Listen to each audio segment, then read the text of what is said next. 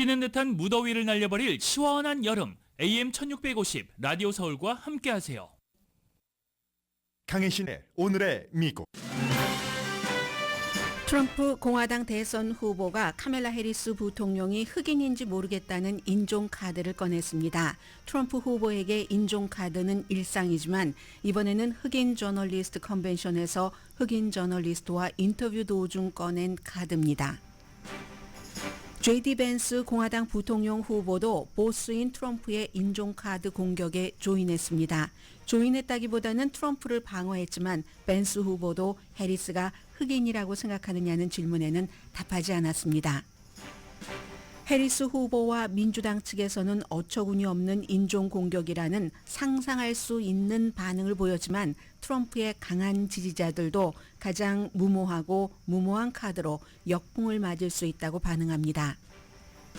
미국과 러시아는 전쟁 중이지만 대대적인 수감자 교환을 진행 중이기도 합니다.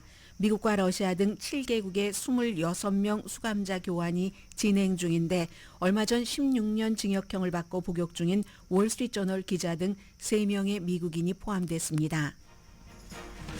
이스라엘과 헤즈볼라 사령관과 하마스 지도자 암살 사건이 엮인 이 문제로 중동도 초긴장인 건 사실이지만 그럼에도 불구하고 의지가 있으면 돌파구가 있다고 보는 전문가들도 있습니다. 이 이슈 역시 미국 대선과 연결됩니다. 이자율은 9월에 내릴 가능성이 높아졌고 자동차 노조는 뜸을 들인 뒤에 해리스 부통령을 대통령 후보로 공식 지지했습니다.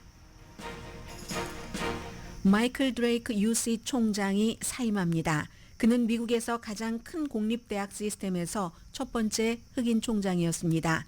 한편 한인 학생의 2024년 가을 학기 UC 계열 입학률은 사상 최대 규모로 증가했습니다.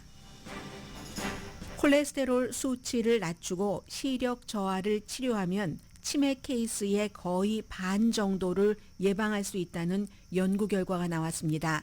치매를 일으키는 12가지 요소에 2가지가 추가된 보고서입니다. 여러분 안녕하십니까? 오늘의 미국 강혜신입니다. 지금 백악관 출입 기자들은 전부 역사적인 그 미국과 러시아, 물론 다른 나라, 벨라루스를 포함해서 독일 수감자도 있곤 하지만 이런 수감자의 교환, 물론 그 각 나라에서 이 사람들을 돌려주고 싶지 않지만 어떤 시점이 되면은 자국민을 국가로 돌아오게 하는 게 정치인으로서는 훨씬 이득이라고 생각할 수 있습니다. 지금 블라디미르 푸틴이 아마 그렇게 판단한 것 같습니다. 터키가 중재를 해서 터키 앙카라에서 7개국이 합쳐졌으니까는 많은 사람이고 많은 국가들이 지금 공항에서 이제 비행기를 태우고 하는 그 과정이 있습니다. 이것은 사실은 일반인들과는 얼마나 연관이 있겠는가 싶겠지만 이 세상에 정말 일어나지 않을 것 같은 일이 어느 순간에 일어난다는 것, 그리고 그것이 꼭 우연이지는 않다는 거죠. 계속 불가능할 것 같았던 순간에도 물밑 접촉을 한 끝에 일어나는 일이고, 그리고 이제 이 같은 내용은 신문에선 전혀 커버하지 못했습니다. 심지어 자사의 기자가 석방되는데도 월스트리트저널 잠시 뒤에 이제 두 번째 섹션에서 이 문제를 전해드리겠고요. 저는 오늘 맨 앞에 정말 그 대담한 거짓말에 대해서 전해드리겠습니다. 왜냐하면 소수인종이기 때문에 이 뉴스가 너무나 중요합니다. 어제 원래는 그 흑인 저널리스트 연례회의 컨벤션에서 일리노이주 시카고에서 열렸습니다. 트럼프 전 대통령이 1시간 동안 인터뷰를 할 예정이었습니다. 여러 흑인 저널리스트, 예를 들어서 팍스의 포크너, 아주 그 파워풀한 그 여성 앵커 있죠. 그 사람도 나갔고 많은 사람들이 쭉 앉아서 트럼프 전 대통령에게 질문을 하는 시간인데 1시간 예정이 한 40분 정도 있으니까 끝났습니다. 끝날 때 오해를 받지 않기 위해서 ABC에 지금 트럼프 전 대통령과 말이 주고받고 했었던 그 이제 기자가 얘기하기를 이건 트럼프 측에서 빨리 끝내고 싶었던 거예요. 트럼프 캠페인 측에서. 그래서 빨리 이제 끝내는 것이다. 이런 얘기를 했고 1시간 늦게 시작했어요. 트럼프 전 대통령 늦게 도착하는 건 늘 있는 일이잖아요. 그래서 이제 시간을 다 채우지 못했는데 여기서 너무나 중요한 얘기들이 나왔습니다. 소수인종에게는 아주 중요한 것이고 트럼프 전 대통령에게는 뭐 정치에 데뷔할 때부터 2015년부터 꺼낸 카드였지만 그러나 이 카드가 아프리칸 아메리칸 앞에서 현재 아프리칸 아메리칸인 상대당의 대선 후보로 거의 확정된 그 사람에 대한 거짓 뿌림이기 때문에 제가 앞에 대담하다고 말씀을 드린 거고요. 처음에는 이 트럼프 전 대통령이 왜 여길 갔겠습니까? 요즘에 해리스가 등장하기 이전에 아프리칸 아메리칸으로부터 지지율을 많이 받아서 바이든 대통령이 무척 걱정하고 있던 그런 그 상태였었죠. 히스패닉계도 마찬가지지만 그러니까 트럼프 전 대통령은 이런 때에 해리스가 등장을 했어 하고 거기 가서 아프리칸 아메리칸의 지지도 잡아보고 싶고 본인의 이제 베이스 지지 기반도 다지고 싶었겠죠. 그래서 갔고 그런데 이제 거기서 가서 여러 가지 얘기를 합니다. 우선 처음에 내가 아프리칸 아메리칸을 위해서 얼마나 좋은 대통령이었는가 하는 것을 얘기를 하는 겁니다. 아프리칸 아메리칸 저널리스트들 앞에서요. 늘 하던 얘기죠. 에브라함 링컨 이후에 최고의 대통령이었다. 나는 이렇게 얘기를 합니다. I have been the best president for the black population since Abraham Lincoln. That's my answer. Better than President That's Johnson, my who signed the answer. Voting Rights Act. 네, 그랬더니 이제 ABC 기자가 물어보잖아요. 레이첼 스칼 기자가 better than 그 린든 B 존슨보다도 더 낫다고 생각하는가? 왜냐하면 린든 B 존슨은 결국은 아프리칸 아메리칸에게 모든 그 권한을 주고 투표권도 주고 인종차별을 이제 하지 못하도록 시스템을 만든 법적으로 그런 사람이기 때문에 그리고 여러분도 반응 들어보셨죠? 아프리칸 아메리칸 저널리스트라고 해서 무조건 지금까지 마치 그 트럼프 전 대통령이 아프리칸 아메리칸을 애니멀이라고 표현한다던가 너희 나라로 돌아간다고 한다던가 그런 말은 했지만 그래도 트럼프를 지지하는 사람들도 있습니다. 아주 에브라함 링컨 이후에 최고의 대통령이었다 할 때 박수도 친 사람이 있고 야유, 조롱 소리가 조금 더 많이 들린 것 같죠? 이런 얘기를 하던 끝에 물어봅니다. 레이첼 스칼이 DEI 인종 때문에 이 카멜라 해리스가 부통령까지 왔다고 생각하는가? 이게 말씀드린 어포머티브 액션과 비슷한 거죠. 다양성, 형평성, 포용성, 영어 약자 해서 DEI 때문에 그랬는가? 이렇게 얘기를 했더니 트럼프 전 대통령이 여기에 대해서는 그다지 답변을 하고 싶지 않았던 것 같습니다. 직접적인 답변을 하지 않으면서 그가 내가 흑인인지 모르겠어. 사실 뭐 직접적으로 간접적으로 알았지만 몇 년 전에서야 본인이 흑인이라고 주장을 하니까 알았지. 말하자면 여러분들 들어보시겠지만 쭉 인도계라고만 홍보를 해왔었잖아. 그러더니 갑자기 방향을 틀어서 이제 와서 본인이 흑인으로 알려지길 원한다. 이게 트럼프 전 대통령의 답변이고요. 그 사이에 이제 이 저널리스트는 계속 그 전 대통령이 가짜 주장을 하니까 그걸 이제 정정을 하려고 이거 좀 분명하게 하자. 흑인 맞다 이렇게 얘기하는 끼어들기가 있습니다. 자, 이 얘기 트럼프 전 대통령. As a DEI hire, is that acceptable language to you? She was always of Indian heritage, and she was only promoting Indian heritage. I didn't know she was black until a number of years ago when she happened to turn black, and now she wants to be known as black. As a 네, happen to turn black. 그럼 어느 날 갑자기 블랙으로 변해버렸다라는 거잖아요. 언제나 인도계라는 것을 홍보를 했고 여러분들께서 알고 계시는 것처럼 카멜라 해리스 부통령은 늘 어머니가 인도계라는 것을 강조를 하고 아버지가 자마이카계 흑인 그러나 어머니가 인도계임에도 불구하고 너는 흑인이다 하는 것을 상당히 강조를 했고 그렇기 때문에 캘리포니아주에서 최초의 흑인계 검찰총장이 나왔다. 이런 것이 많이 홍보가 됐었고 미국에서 최초의 여자면서 사우스 아시아계면서 흑인계 부통령이 나왔다 하는 것은 누구나 다 뭐 상식 어느 정도의 상식만 있으면 알고 있는 사람입니다. 부통령 이전에 2017년도에 연방 상원의원이 돼서 일할 때 그때도 이 카멜라 해리스는 그 아프리칸 아메리칸 코커스 아프리칸 아메리칸 멤버들과 같이 그 멤버 코커스에 속해 있었던 사람이고 무엇보다도 흑인 대학교를 다녔잖아요. 하워드 대학교를 워싱턴 DC에 있는 다녔습니다. 그리고 사실은 어제는 트럼프 전 대통령이 이렇게 얘기를 했지만 2019년도에 카멜라 해리스가 인도계 여자 배우와 어떤 또 인도계 뿌리에 대해서 논의하고 그랬을 때는 그 민디 캘링과 그렇게 논의를 하는 동영상이 나왔을 때는 2019년이었습니다. 해리스를 또 가짜라고 비난을 했습니다. 그때는 어제는 뭐 인도계라고 하더니 그때는 인도계와 인도계 뿌리에 대해서 얘기했을 때는 가짜라고 그 동영상 있습니다. 2019년도 거. 그리고 이제 와서는 흑인이 아니라고 하는데 이건 사실 많은 그 언론들이 지금 뉴스가 많으니까 잊은 것 같은데 저에게는 가장 이렇게 지적을 하는 것이 좀 분명하게 갈라주는 것 같은데요. 이 캘리포니아주에서 2010년이었죠. 그리고 2014년 두 번 이렇게 검찰총장으로 미국은 한국과 달리 검찰총장이 그 주의 법무장관이 선출직이니까요. 물론 예외는 있습니다. 뭐 하와이, 뭐 엘라스카 그 몇몇 군데는 뭐 임명직이기도 하지만 그러나 이제 선출직이에요. 거의 모든 주에서 그렇게 선출될 때 카멜라 해리스가 홍보를 했었던 것이 내가 최초의 아프리칸 아메리칸 이 후보다 하는 것이었고 그 당시에 트럼프 전 대통령이 카멜라 해리스에게 기부금을 줬습니다. 체크를 본인이 사인해서 보내준 그런 체크도 있거든요. 여러분들께 보여드리지 못해서 서운하네요. 그리고 첫 번째뿐만이 아니라 두 번째 검찰총장 재선에 나갔을 때도 최초의 아프리칸 아메리칸 검찰총장 재선에 트럼프 전 대통령이 역시 체크를 써줬습니다.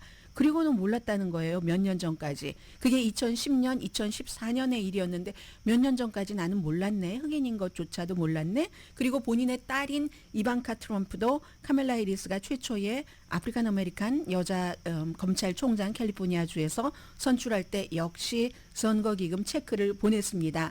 그러니까 사실은 다 알면서 이렇게 대담한 거짓을 하는 건데 이건 목적이 있겠죠. 우선 이런 일이 나오고 나서 JD 벤스 부통령 후보가 하는 얘기가 언론의 과잉 반응이 웃긴다. 그러니까 박스에선 잘 보도하지 않죠. 언론의 과잉 반응이 웃긴다. 트럼프 전 대통령이 한 얘기는 아마도 너무나 fundamentally 근본적으로 원초적으로 근원적으로 카멜라 해리스가 카멜리온 같은 이렇게 저렇게 싹싹 변해버리는 그런 그 천성을 지적을 한 거다. 그게 인종을 지적한 게 아니다라고 얘기를 하고 아니 맞지. 링컨 이후에 흑인에게 가장 잘했고 흑인도 그걸 인정하고 있는 그 트럼프에게 너무나 청중도 비우호적이었고 질문이 너무 터프했다. 아니 그 터프한데도 불구하고 그렇게 답변을 한 것을 보면은 적대적인 환경을 두려워하지 않고 질문에 답하는 미국 지도자를 우리가 가졌다는 게 얼마나 나이스한 일이냐? 이게 이제 부통령 후보의 얘기입니다. 그에 비해서 카멜라 해리스 봐라. 카멜레온 아니냐. 조지아주에 어제 가서 조지아 청중을 위해서 남부 액센트를 쓰던데 말이야. 밴쿠버에서 자라고 나서 무슨 남부 액센트? 그게 뭔 행동이지? 그런 척 하는 거잖아. 이렇게 얘기를 합니다. 네. 밴쿠버에서 어머니가 그 맥길 대학교에서 있고 그 병원에 근무를 할 때 여동생과 같이 거기서 학교 다녔죠. 10대 때. 그리고 대학도 다니다가 미국에 와서 흑인 대학교를 간 겁니다. 아무튼 그러니까 기자들이 계속 그런데 다 좋은데요. 어쨌든 트럼프 전 대통령이 나 흑인인 줄 몰랐고 뭐 이렇게 얘기를 하는데 부통령 후보도 그렇게 생각하십니까? 라고 물어보니까 답변하지 않았습니다.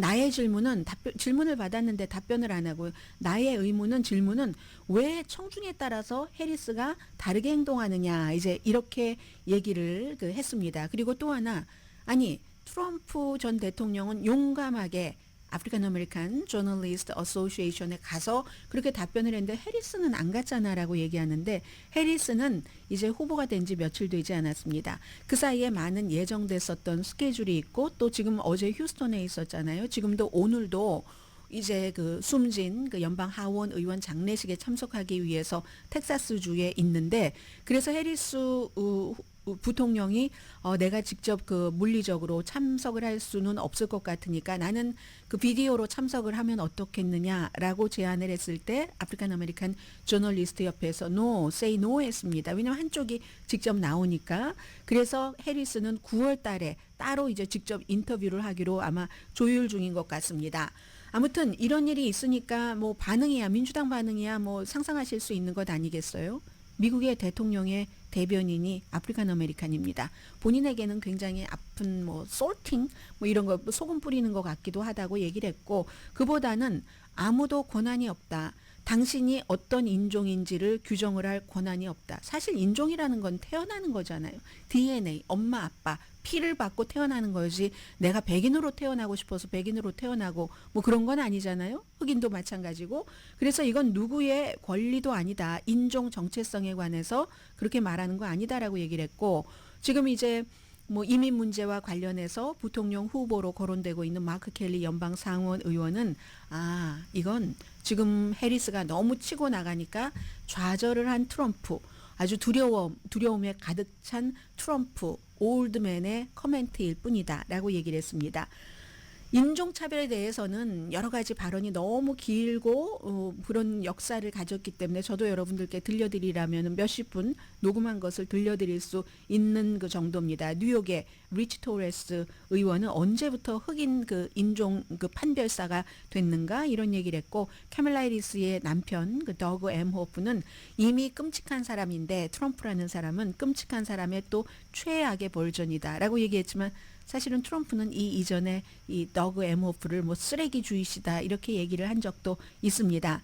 민주당은 그렇다 하고 공화당조차도 사실은 해리스가 후보로 거의 확정되면서 인종은 건드리지 말아라. 이거 잘못하다가는 역풍 맞는다라고 하지만 지금 이 문제는 트럼프 전 대통령이 흑인의 표심은 가져가고 싶은데 전문가들의 말은 잘 듣지 않는다는 얘기입니다. 지금 부통령 후보를 선정할 때와 똑같은 지적이 나오는 거죠. 그래서 공화당 중에서도 지금 상원 선거에 나가고 있는 메릴랜드의 레리 호건, 한국의 사위 X의 해리스 부통령이 됐건 다른 사람이 됐건 인종의 그 정체성을 공격하는 거잖아요. 그건 용납해서도 안 되고 너무나 혐오스럽다라고 얘기를 했고요. 심지어 트럼프 전 대통령의 가장 막강한 우군입니다.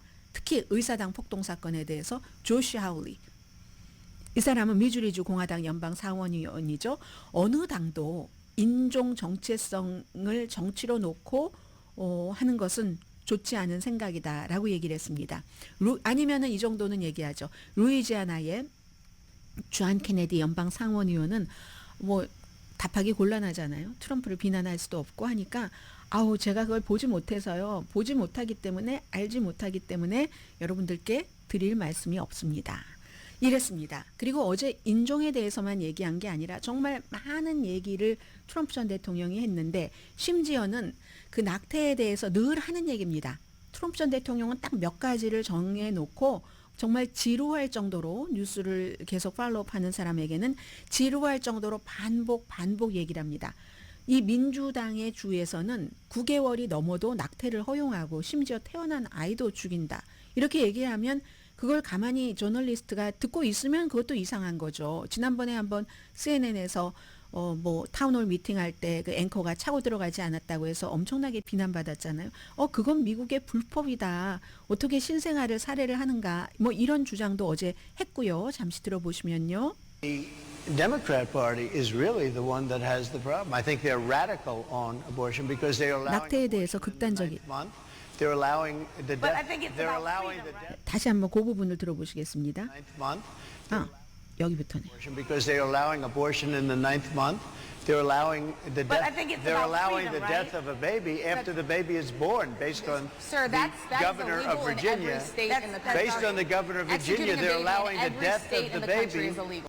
네, 미국의 모든 주에서 태어난 아이를 그렇게 살해를 하는 것은 불법입니다라고 이렇게 이제 얘기를 저는 얘기를 하는 게 맞다고 생각합니다. 그걸 가만히 있으면 그것을 보는 사람들은 그 말이 사실이라고 믿잖아요. 그리고 트럼프 전 대통령은 그걸 사실이라고 믿으라고, 그럼으로써 민주당의 낙태 정책에 반감을 가지라고 의도적으로 하는 얘기고요. 그래서 이것은 너무나 분명한 그 거짓이기 때문에 이거는 정정을 하는 게 맞다고 생각합니다. 그렇게 했을 때 트럼프 전 대통령의 답변이 남자 방송인, 남자 기자들에겐 그런 표현 쓰지 않습니다. 아주 네스티하다고, 나를 이렇게 무례하게 말이야, 인사도 없이 뭐 처음부터 앉자마자 뭐 터프한 퀘스천을 하지를 않는가, 너무 네스티하다라고 표현을 했습니다. In such a horrible manner. If I came onto a stage like this and I got treated so rudely as this woman treated Oh my me, goodness. Very rude. That was a nasty. That wasn't a question. I think we have to leave it there by the Trump team. 네, 여기서 이제 끝내야지 된다. by the 트럼프 팀이라고 얘기하죠. 트럼프 팀이 이제 더 이상 나가다가는 큰일 날 것 같으니까 여기서 스탑을 해버렸습니다. 그 밖에도 너무 많은 얘기를 했습니다. 카멜라가 변호사 시험에 떨어졌다. 나는 사실만 말하는데 변호사 시험에 합격하지 못했고 어쩌면 해리스는 본인이 어쩌면이 아니에요. 여기는 해리스는 본인이 합격할 수 있을 것이라고 생각하지도 않았다. 패스할 것이라고 생각하지도 않았다. 반복해요. 특징이죠. 트럼프의. 나는 무슨 일이 일어났는지 몰라. 어쩌면 합격했을 수도 있어. 이런 식으로 얘기를 합니다. 그러니까는 뭐 무슨 말을 하고 싶었는지 해리스는 캘리포니아주가 이제 변호사 시험에 떨어지는 비율이 가장 높잖아요. 두 번째에 붙은 사람입니다. 그리고는 또 다른 뭐 기자들과 말하려고 해서 백인 우월주의자와 저녁을 먹었잖아요. 그런 문제 그리고 과거 흑인에 대한 아프리칸 아메리칸 저널리스트 어소시에이션이니까요. 비판한 것 이런 문제에 대해서 얘기를 하면 나처럼 흑인을 사랑하는 사람이 어디 있는가 그리고 결국은 무례하다라고 얘기를 했고요. 또 하나 중요한 것은 의사당 폭동 사건에 대해서 결국은 폭도들을 사면한다. 이렇게 그 얘기를 했습니다. 그리고 이제 뭐 또 그 사면을 그렇고 이렇게 경관들이 뭐 100몇십 명이 다치고 이랬는데도 사면하겠어 하니까 무고하다면이라고 얘기하는데 아니 유죄 판결을 받았잖아요. 이런 식으로 계속 말이 오고 갔습니다. 그런데 이제 제일 중요한 게 바로 카멜라 해리스가 아프리칸 아메리칸인지 나도 몰랐어 하는 바로 이 인종 카드를 들고 나온 것에 대해서 공화당에서도 역풍을 맞을 수 있다고 얘기를 하고 아마 뉴스 클립으로 선거 캠페인용으로 많이 쓰여지겠죠. 처음은 아닙니다. 그가 정치에 입문할 때 오바마가 미국에서 태어나지 않았다는 이런 거짓으로 그랬고 니키 헤일리에 대해서도 니키 헤일리가 미국에서 태어났지만 부모가 미국 시민이 아니기 때문에 대통령이 될 수 있는 자격이 없는 사람이다. 이렇게 가짜로 또 공격을 했고요. 그리고 2020년도에는 카멜라 해리스도 미국에서 태어나지 않았다고 거짓말했습니다. 모를 수가 없잖아요. 본인이 선거 기부금을 냈는데 해리스에게 검찰총장 선거에 나갈 때. 그런데 미국에서 태어나지 않았다. 카멜라 해리스요. 캘리포니아주 오클랜드에서 태어났습니다. 2020년에는 왜 그랬냐면 그러니까 부통령이 될 자격이 없다 이런 얘기를 하는데 이게 지금 공화당에서 역풍이라고 보는 것은 가장 빨리 성장하는 그룹 가운데 하나가 또 혼혈 그룹입니다. 아시아계 이민자 가운데서는 인도계가 굉장히 많이 성장하고 있잖아요. 혼혈 그룹도 무척 많이 성장하고 그 그룹은 곧 카멜라 해리스처럼 아버지 흑인, 어머니 아시아계인 이런 사람들 그리고 인종카드를 함부로 던지는 것은 아니기 때문에 이게 별로 도움이 되지는 않는다. 이런 이제 전반적인 반응이고요. 여기에 대해서 그냥 한마디로 카멜라 해리스의 얘기를 좀 들어보시겠습니다. 어제 그 트럼프 전 대통령 이름을 이제 카멜라 해리스는 부르기 시작하죠. 미국은 이것보다는 사실은 더 나아야지 되는데 모든 것을 그렇게 분열로 하면서 거짓을 일삼고 이 카멜라 해리스의 얘기 들어보십니다. Donald Trump spoke at the annual meeting of the National Association of Black Journalists. And it was the same old show. Same old The show라고 하죠. divisiveness and the disrespect. 분열시키고 아주 And let me 상대를 just say, the American people deserve better. The American people deserve better. The American people deserve a leader who tells the truth, a leader who does not respond with hostility and anger when confronted with the facts. We deserve a leader who understands that our differences do not divide us.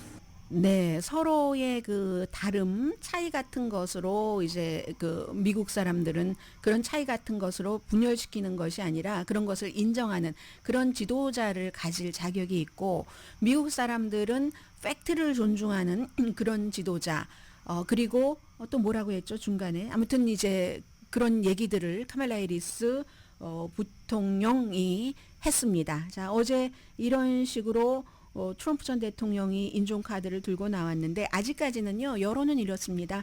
물론 지금까지 시간이 지나가면서 카멜라 해리스가 좀 우세하다 하는 여론도 나오지만 모든 것을 종합을 해보면 여론조사 결과에 따르면 굉장히 현재로서는 터프한 선거가 될 것이다. 그러나 이 터프한 선거가 될 것이 중간에 카멜라 해리스가 어떻게 발을 잘못 디딜 수도 있고 트럼프 전 대통령이 어제처럼 결코 좋지는 않았던 것 같아요. 발을 잘못 디딘다던가 하면은 모든 판은 또 뒤집힐 수 있는 그런 시점입니다.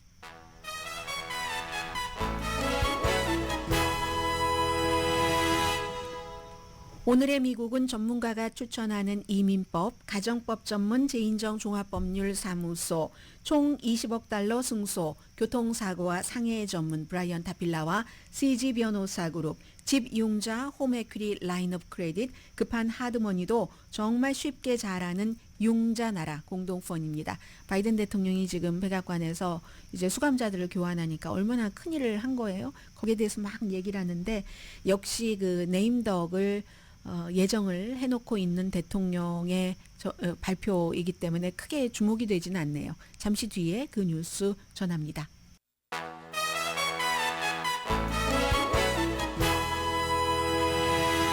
라디오 서울 방송 오늘의 미국 듣고 계십니다. 네, 지금 바이든 그 대통령이 부당하게 감옥에 갇혀 있었던 미국인이 집으로 돌아온다.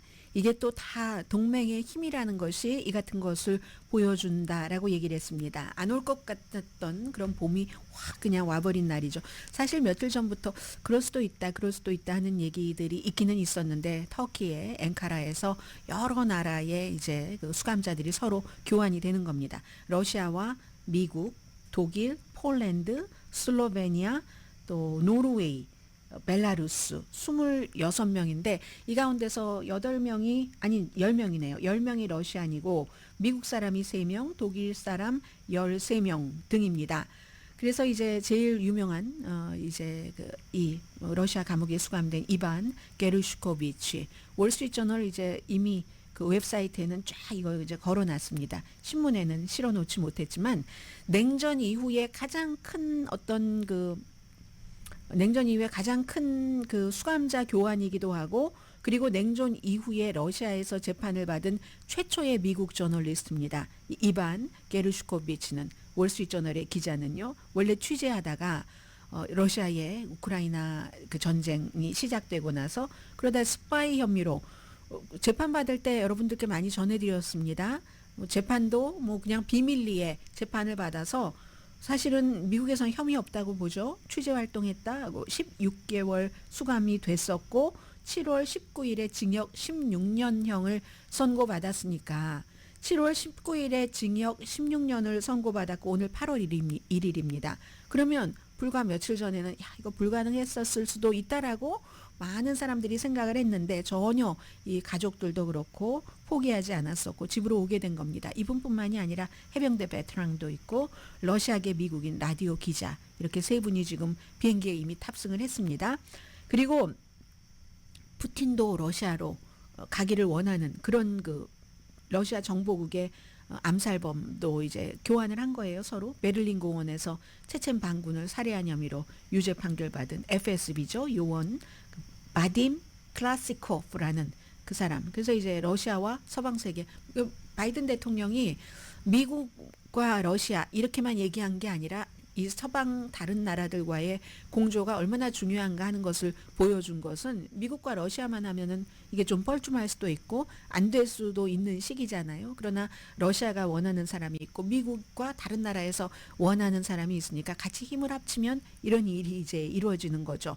마지막으로 유명한 사람 수감자 교환은 뭐 잘 아시는 2022년도 12월 달에 농구 스타 브리트니 그라이너 무슨 뭐 아부다비 그 공항 활주로에서 정말 악명 높은 무기상과 딱 그 교환을 했잖아요. 그 무기상은 12년 동안 미국 감옥에 수감돼 있었고 그리고 이제 이 그 브리트니 그라이너는 뭐 메이핑 기구를 가지고 갔다 공항에서 이런 것 때문에 막 형량도 오래 받았었어요. 이제 그랬습니다. 항상 이런 교환은 민주주의 국가가 좀 더 많은 것을 양보를 하죠. 상대 국가에게. 예를 들어서 이스라엘과 하마스가 전쟁을 해서 인질과 포로를 교환할 때 3대1로 이스라엘이 더 많이 포로를 내줘야지 되는 것처럼 그래서 모스크바와 이 서방 세계의 긴장이 이렇게 우크라이나 전쟁 이후에 2년 이상 긴장이 고조되지만 그럼에도 불구하고 이런 일은 일어난다. 여전히 미국인이 40명이 러시아 감옥에 갇혀 있다 하는 겁니다. 뭐 신문은 이 내용을 보도하지 못했지만 오늘 미국 주요 신문의 탑뉴스 일면 뉴스는 세 가지로 공통적인 것은 요약이 됩니다. 하마스 지도자 암살 이후의 일, 트럼프 해리스 이 인종 문제 앞에 전해드린 거예요. 그리고 또 하나는 이제 올림픽, 어제도 뭐 체조 좋아하시는 분들 많이 보시던데요. 보면은 저는 이제 하마스 지도자 암살 이것도 이제 세계사를 어떻게 볼 것인가? 세계사가 뭐 꼭 현대 우리가 살고 있는 일상생활에 연결이 되니까 뉴스에서 전해드립니다. 지금 그 이스마일 하니예를 이란의 대통령 취임식에 참여를 하고 말하자면 초대소 같은 데서 지냈는데 거기를 이제 폭파해 버렸잖아요. 경호원들도 다 숨졌죠. 중동 긴장인 것 맞습니다. 휴전에 종지부를 찍을 것 같아 워싱턴 포스트 그런 내용 얘기를 하고 있고요. 전부 맨 위에 그 하마스 지도자가 숨지고 나서 사람들이 얼마나 저항을 하는가 하는 그런 사진을 보여주고 있고요. USA 투데이도 마찬가지입니다. 테헤란에서 탑 하마스 리더가 살해됐다. 그리고 뭐 뉴욕타임스도 마찬가지죠. 컬럼 2개를 털어서 이란이 보복하기를 원한다. 왜냐하면 이란에서 일어났던 일이고 그리고 좀 전에 케이블 뉴스를 보니까 이게 하루 이틀에 있었던 게 아니라 몇 개월 전부터 기획했다 하는 건데 이 사람이 그동안 이스라엘과 하마스 간의 그 휴전의 수석 협상가였습니다. 하마스의 정말 뭐 하마스 지도자가 여러 명이 있죠. 근데 이 분야에서는 넘버1 지도자였고 그러니까 이렇게 협상을 하던 사람을 암살을 해버리면 그러면 이게 협상이 돼? 더군다나 이란이 보복을 다짐했는데 그 전날도 역시 이란이 지원을 하는 헤즈볼라 사령관도 그렇게 하고 뭐 쌍둥이 공격이잖아요. 이번 케이스에. 그래서 이게 굉장히 힘들 것 같다. 이런 얘기들을 하고는 있습니다. 그래서 이제 제가 준비를 해본 뉴스는 뉴욕타임즈를 이 점은 뉴욕타임즈가 가장 잘한 것 같아서 그냥 우리가 앞으로도 계속 이 뉴스를 들어야지 되니까 좀 그 전후 배경을 좀 말씀을 드리겠습니다.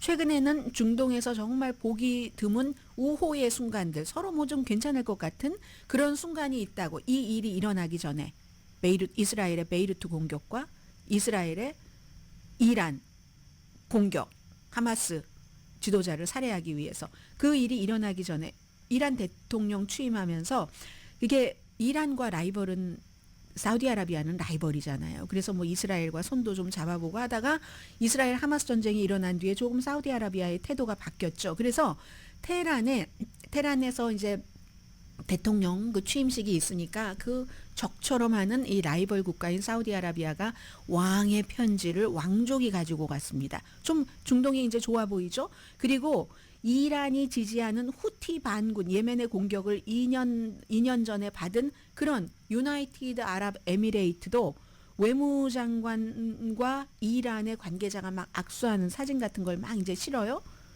그리고 백악관 대변인은 휴전이 가까워졌다. 이런 얘기를 했었죠. 그러다가 이스라엘이 베이루트 공격하고 이란 공격한 뒤에 평화와는 거리가 먼 그런 곳으로 긴장으로 가버렸습니다. 세계의 리더들은 전면전을 원치 않고 또 심지어 이스라엘의 국방장관도 같은 메시지 보냅니다. 다만 이스라엘의 벤자민 네탄야후 총리만 어제도 기자회견을 해서 우리가 하마스 리더를 살해했다라고 얘기를 하진 않았어요. 그러나 우리는 전면적으로 공격을 받고 있기 때문에 최선을 다해서 이것을 막을 것이고 우리 절대로 물러서지 않는다. 이 얘기는 했거든요. 이란과 헤즈볼라도 같은 말을 하고 있죠. 전면전은 원치 않는다. 그러나 공격을 받는 것도 원치 않는 거죠. 하마스는 조금 다르죠. 하마스는 이 전면전을 하고 있으니까 이미 하마스와 이스라엘은 그래서 이게 지난 몇 개월 사이에 서로가 다 우리는 대응 공격하는 거야. 이스라엘은 이스라엘대로, 레바논은 레바논대로, 하마스는 하마스대로, 그리고는 세계 사람들은 뭐 그렇게 해서 뭐 후티 반군이 어디를 막고 뭐 홍해가 이렇게 돼서 뭐 물류가 제대로 되지 않아서 엄청나게 손해를 받고 뭐 이런 얘기들. 미국의 전투기도 뭐 예멘을 향해서 7월 달에 강탈을 하기도 했고 했던 일이 일어나잖아요. 현실. 그래서 얼마 전까지만 하더라도 그런 많은 것을 겪으면서 휴전이 가까워 올 수도 있다고 생각을 했는데 이제 와서는 야 이거 아니다라고 생각하는 사람들도 많았고요. 어떤 사람들은 전면전을 막는다고 하는데 이미 이건 전면전이다. 그 중동에서 그렇게 많은 사람이 숨지고 굶고 두려움, 박탈, 뭐 여러 가지 존엄성은 완전 바닥이고 이런 걸 겪는 게 이게 어떻게 이게 전면전이 아니냐라고 얘기를 합니다. 그러나 또 그럼에도 불구하고 가만히 있으면 어쩌겠어요. 이걸 그나마 그 전면전 분위기를 낮추고 휴전적으로 갈 필요도 있고 갈 수 있는 가능성이 있다고 얘기를 하는 사람들도 많답니다. 이란과 헤즈볼라는 이스라엘의 공격을 받았으니까 말을 지금 얼마나 심하게 하겠어요? 그런데도 신중하게 대응할 수 있다는 겁니다. 왜냐하면 이스라엘이 해외 암살이 뭐 하루 이틀 있는 일입니까? 이스라엘이나 러시아나 뭐 해외에서 암살하는 거 정말 아주 밥 먹듯이 쉽게 하는 국가들입니다.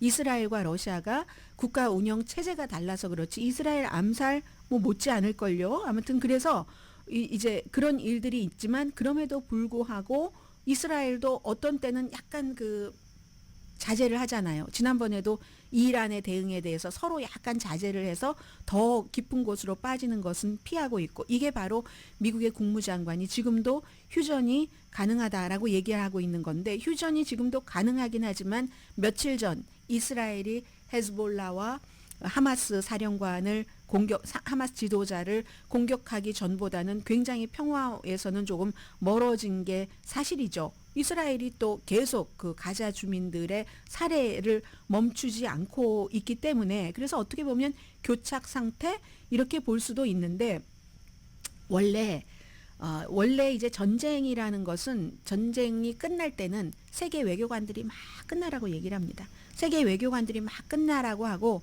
또 전쟁을 치르고 있는 그곳에서도 외교관들이 끝나라고 하면 못 이기는 척하면서 무기를 내려놓을 때 전쟁이 그 끝나는 그런 그 방식이잖아요.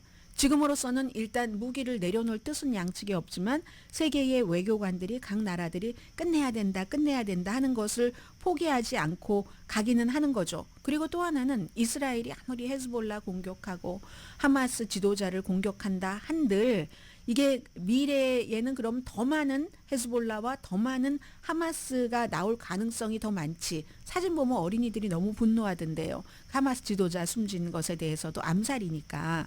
그래서 이웃 나라들과 이스라엘이 다 지금 주변 국가들과 조금 좋게 지내는가 싶다가 또다시 적대 관계로 돌아가잖아요. 그렇게 될 때 이스라엘의 힘만 가지고 미국의 힘만 가지고 이스라엘은 살아갈 수 있는가. 그리고 세계 다른 나라는 이제 이스라엘도 좀 멈춰주지 않으면 너무나 이스라엘 주변 중동 국가가 이스라엘을 상대로 급진화된다는 것. 그 급진화가 세계에 너무나 불안정한 것을 주기 때문에 아무 나라에도 도움이 되지 않는다는 것. 그리고 그 사람만이 최고 통치자예요? 아니잖아요. 지금 협상을 그 주도했었던 인물 뽑겠죠. 어차피 임기 지나서 새로운 사람 뽑아야지 되는데 대기 중입니다. 리스트는 엄청 많습니다. 아무튼 그래서 이스라엘도 국방장관과 벤자민 네탄야후 정권을 더 유지하고 싶은 이 사람이 우파를 만족시키기 위해서 더 강경하게 나가는 거고 이번에 하마스 지도자도 몇 개월 전부터 암살 계획이 있었다고 하니까 휴전을 한다고 말하면서 말과 생각이 다른 겁니다. 휴전을 하던 무엇을 하던 어떤 것이 나에게 좋은가 누가 얼만큼 많이 숨지는 것과 상관없이 나의 정권욕을 그 벤자민 네탄야후가 위에서 모든 것을 거기에 따라서 드라이브를 하고 있다는 거죠. 그런 것이 이제 이번 사태라고 미국의 모든 신문들이 전부 그 보도를 하고 있습니다.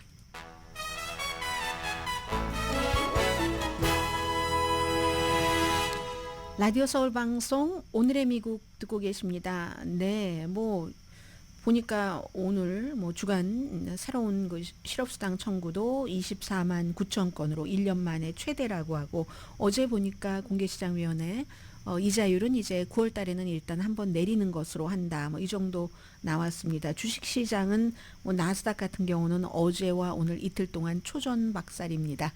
굉장히 어렵지만 항상 주식시장 이렇죠. 이럴 때 이제 뭐 잘 견디고 또 어떤 때는 여유가 있는 사람이 오래 버틸 수가 있으니까 이런 것들을 다 지나서 또 돈을 벌 수 있는 거고 주식이 뭐 미국에서 어떤 분들은 도박이다라고 얘기를 하시지만 그러나 시스템적으로 현찰, 집, 주식 이렇게 잘 그 분배하는 게 가장 전형적인 일반 사람들이 살아가는 그 방식, 미래를 위한 경제 준비이기 때문에 뭐 어쩔 수 없는 거고요. 자동차 노조가 해리스 부통령을 지지를 했습니다. 자동차 노조가 37만 명 멤버가 있거든요. 이제 미시건주니까 굉장히 중요한 거죠. 미시건주가 지금 이스라엘 하마스 전쟁 때문에 바이든 대통령에게 투표하지 않겠다. 예비선거. 지금은 결정하는 거 보고 하겠어? 했던 사람이 10만 명 이상 됐었던 바로 그곳에서 이제 이제 아주 강한 노조가 그렇게 했습니다. 일단 홀드를 했었었죠. 션 파인 노조 위원장이 해리스 후보가 뭐 된 지 며칠 안 됐지만 우리 그 제조업 일자리에 대해서 어떤 얘기를 하는가, 가자지구 이 문제 처리하는 거 이런 거 저런 거 보고하겠어라고 얘기를 하다가 이제 한 겁니다. 메시지를 봤더니 이 워킹 클래스에 대한 입장이 괜찮더라. 기업의 탐욕에 대해서 우리와 어깨를 맞대고 나아가 줄 사람이다. 이렇게 얘기를 했습니다. 그러니까 이게요. 돈만 그런 게 아니라 모든 것이 바이든 대통령이 후보를 사퇴하면서 해리스 후보를 지지했다고 해서 자동적으로 다 오는 게 아닙니다. 바이든 대통령이 받은 큰 그런 특히 뭐 노조 같은 데는 얼마나 커요? 멤버가 100만 명이 넘는 것도 있는데 그러한 그 지지가 다다시 그대 오로메리컬리 가는 게 아니라 그 사람들이 다시 확인을 해줘야지 되는 거거든요. 팀스터스 같은 경우는 이제 130만 명 정도 멤버가 있잖아요. 아직까지 해리스를 공식적으로 지지하지 않았습니다. 포장업 하시는 분들, 쉬핑 하시는 분들 이런 많은 분들이 가입해 있는 노조가 팀스터스잖아요. 자, 이런 일이 있고 그리고 이제 부통령 후보 선정 뭐 며칠 사이에 이루어지겠죠. 화요일에 펜실베니아에서 하는 선거 유세는 부통령 후보와 같이 한다고 했으니까 지금 이제 그 사이에 조시 샤피로라는 펜실베니아에서 마침 화요일 날 유세를 하는데 그 주지사가 여러 가지로 다 좋은데 이제 주이시 때문에 이슈가 된다 이런 얘기들을 요즘 계속 하고 있는데 주이시라도 아주 철저하게 이제 주이시임을 생각을 하는 사람이긴 하지만 그럼에도 불구하고 벤자민 네탄야후 너무 지나치다 가자지구에 대해서 이런 얘기도 많이 해왔거든요. 그런데 이건 민주당 내부에서도 분열이 되는 겁니다. 그냥 주이시라는 이유만으로 아니야 어차피 피는 못 속여 주이시 편일 거야. 지금 이 순간에 말이야 이렇게 해서 아마 펜실베니아 주지사가 지금 펜실베니아가 트럼프 전 대통령이 이기거나 뭐 동률이거나 뭐 이런 여론조사가 나오는 곳인데 트럼프에게 아무튼 제일 유리하게 나오는 곳이에요. 경합주에서. 그런데 그렇게 될 때 이 주지사 표를 받으면 이 주지사가 워낙에 인기도 있고 경제도 좋고 말도 잘하고 하니까 좋겠는데 딱 주이시라는 게 걸리는 거예요. 그래서 어떻게 될지 잘 모르겠어요. 자, 이런 점. 그래서 친팔레스타인 그룹이 절대로 다른 사람 다 돼도 조시 샤피로는 안 돼. 지금 이렇게 하고 있는 상황이고 잠시 뒤에 UC 얘기를 조금 드려야지 되겠네요.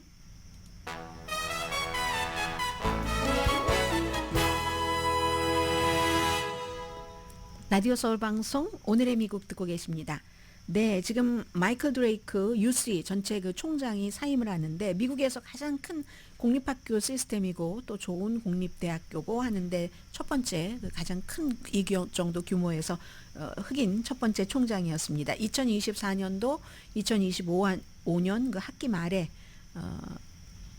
이 총장에서 물러난다고 하니까 미리 발표를 하는 거예요. 2025년 이제 내년까지도 해야지 돼서 내년까지 그럼 할 일이 뭐다 하고 미리 발표를 한 건데 지난 몇 년 동안 뭐 당연히 이제 이런 얘기들 하죠. 내가 UC 총장으로 있으면서 개인적으로도 영광이었고 또 UC 커뮤니티가 이룬 업적도 엄청 많다. 특히 이제 UC 원주민 기회 계획 일종의 뭐 어퍼머티브 액션 비슷한 거죠. 그런 것도 했고 네이티브 아메리칸 그 어퍼튜니티 플랜이라는 거 학생 숫자도 많이 늘어났고요. 수업료도 좀 어느 정도 안정적으로 관리를 했고 5년 동안 기금 한 5% 정도는 확보를 더 많이 늘려놨답니다.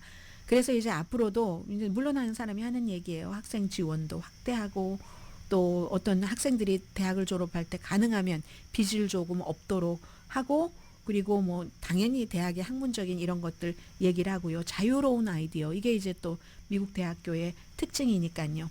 이제 이 사람이 임기를 일단 한 번 임기를 끝내고 물러나는데 굉장히 험난한 시기였죠.